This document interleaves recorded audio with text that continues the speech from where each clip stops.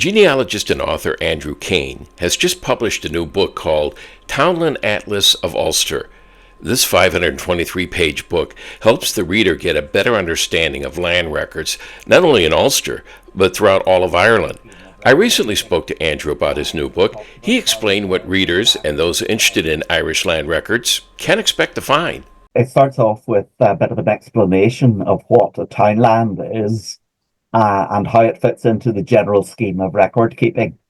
It talks about how, going back, even I have an example in the book of land deeds from the 1100s, listing townlands, and you can see from the description that they cover the same area and the same size and so on as they are right up until today.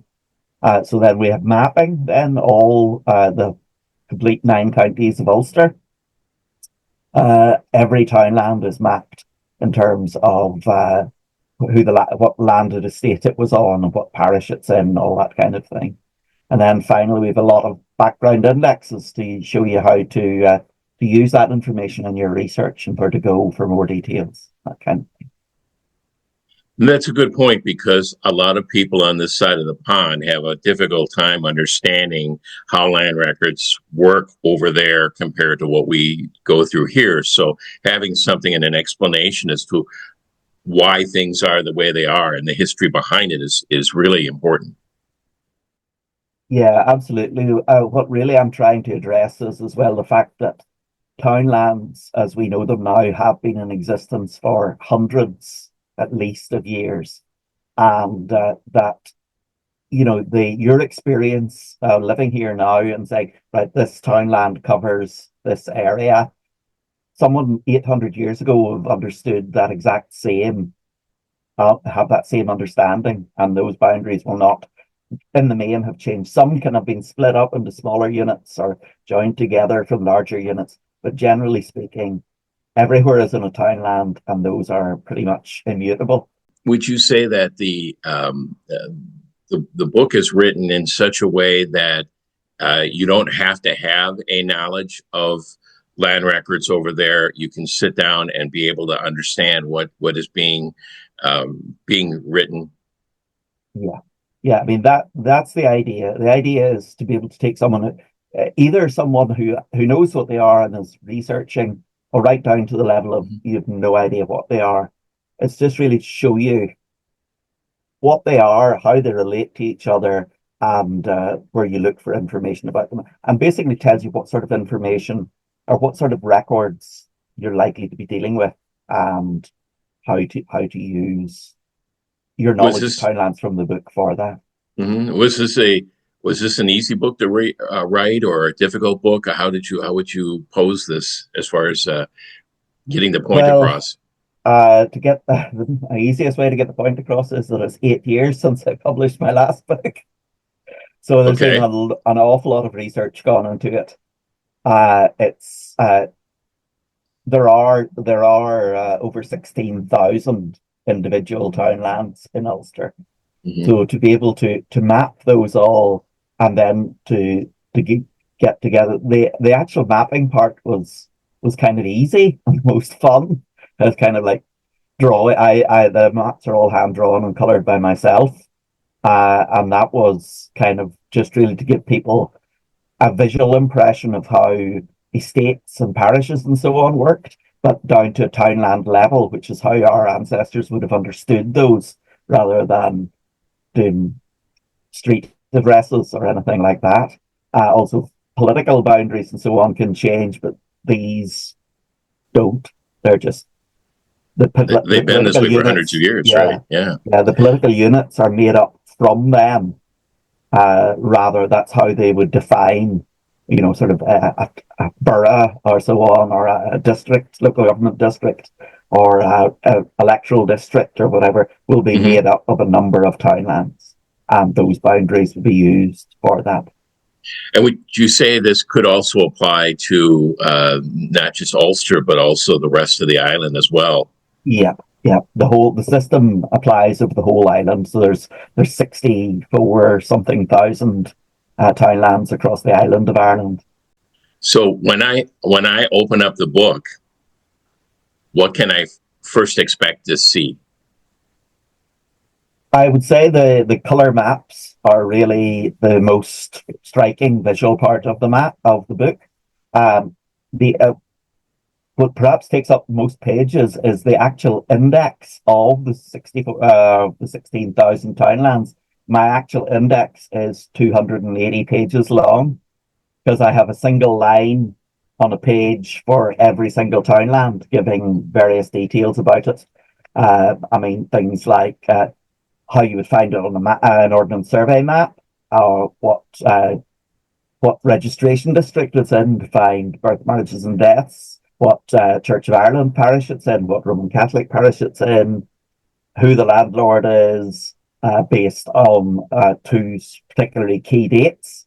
And then there's further details. You can then look at those estates separately and get the fill-in detail. It'll also give you things like give you the details of what probate district it's in. So if you're looking for wills, just all the information you could possibly want about that townland, so that whenever you go to other records, you know, if you have in your family history the name of a town, it's most likely that you would have carried the name of a townland.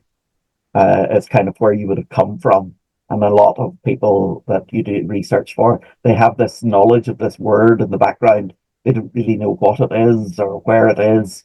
But if you can actually work out what the modern day spelling of that word is, then it really takes you absolutely to the core of your research, and all your information will be tied to that. To convey how in Ireland we really have, or have had, until this generation, a very, very close tie to our townlands.